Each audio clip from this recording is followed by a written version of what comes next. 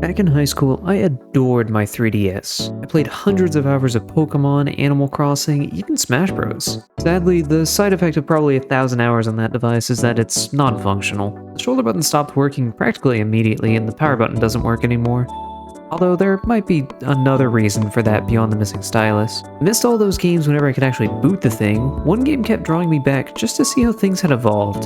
Tomodachi Life. It's been years since I last booted the game up, but I remember some of the silly things on that save, like forcing my real-life friends to sing about things a 14-year-old really shouldn't have, or slapping a bunch of YouTubers I enjoyed on the island. Which, given how some of them turned out, I don't think this was the last island they went to. I've also technically been married to my celebrity crush for longer than her last real-life marriage, so that's something. All this to say, Tomodachi Life Living the Dream became one of my most anticipated releases of the year.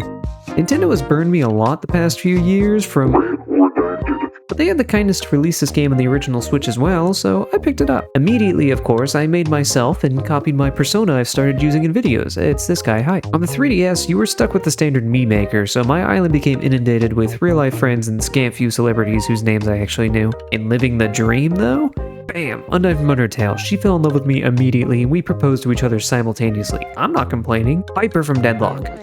Sort of. I'm even quite proud of making Garrus from Mass Effect. But wait, are half of these characters just people I want to kiss? Although the first person I added besides myself might actually be one of the more interesting stories on the island. Leon S. Kennedy from Resident Evil. Almost every time I boot up the game, he's got some beef going on and people are pissed off for having known him. There's even one time where a Beholder and a Whimsicott, another pair I'm incredibly proud of, both profess their love to him simultaneously. His response?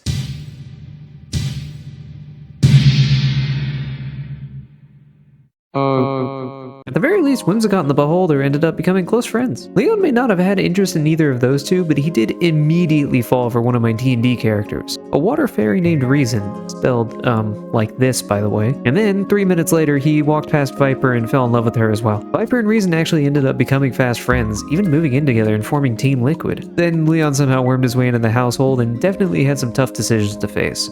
After a while, he finally worked up the courage to profess his love. Yeah, given the baby with Viper's posture and Reason's skin tone, it didn't go well. Were I watching from the outside, I'd probably assume this wonderful Whimsicott, who moved past that crush remarkably quickly, served as the island's main character though. Pretty much everybody here absolutely loves her, and seeing how cutely she eats food that's shaped a lot like her, I wouldn't be surprised if she's your favorite too.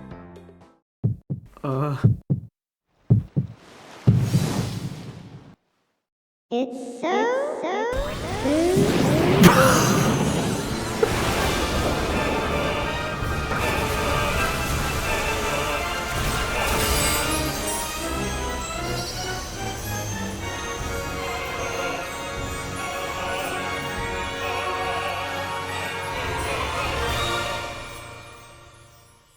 Legitimately, the amount of customization you can get in this game makes me very happy. From changing how people walk, talk, or even who they hang out with in some instances, you have way more control over the day-to-day lives of your islanders than you did before. If the options available aren't enough, you can even go in and make your own items entirely. I didn't really mess with that too much because, well, I'm not exactly an artist, but you can go so far with it. That being said, the only item I made is a cookie cake that they wanted me to make in the initial tutorial from the mechanic, and I swear it became a cryptid on my island. It was even a baby's first words. I'd say the game relies a little too heavily on this custom content, but it means people can become friends talking about trans rights, so that's something. I will say, people are too friendly with each other. I've seen a couple fights break out, but even after a few days of things not going well between them, Garrus managed to repair things after an argument with Leon. He gets in those a lot, you remember, and things were a-okay again. I sort of wish there was more conflict that could happen on the island, but even after getting brutally rejected, the Beholder still convinced Leon to talk to them about an engagement ring.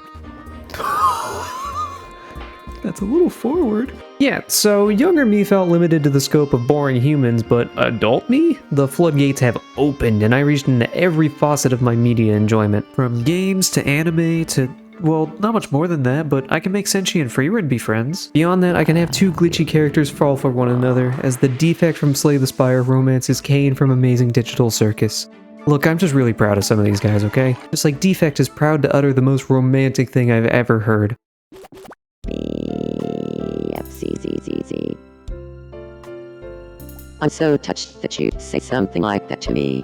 Parts of this game are definitely a little repetitive, but ultimately, I'm just happy that this series didn't die on the 3DS like my 3DS did. Nintendo had a habit of releasing unfinished games and drip-feeding a bit more content recently, and I kind of hope that's what they did here. More quirks, more silly buildings, tiny additions, since certain mechanics are just outright missing from the 3DS one, unless I've yet to unlock them. You can literally hear some of the songs from the theater over the intercom or hummed by random characters, like Malinois from Hades 2 singing the super dramatic one. Ultimately, more than a lot of other games I've played, the game is what you make it. And frankly, I think I made it kind of fun. Even though it's a bit more built for it than the other version, I can't just sit there and watch things happen for hours. But popping in and seeing a silly dream or pulling Leon out of another depressive arc every once in a while, yeah, I can do that.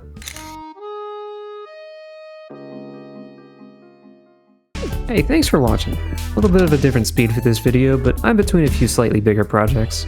Next one to come out is the continuation of the full series. Then finishing up Resident Evil 9. God, what is consistency in uploads? Whatever. Thanks for watching. Ciao.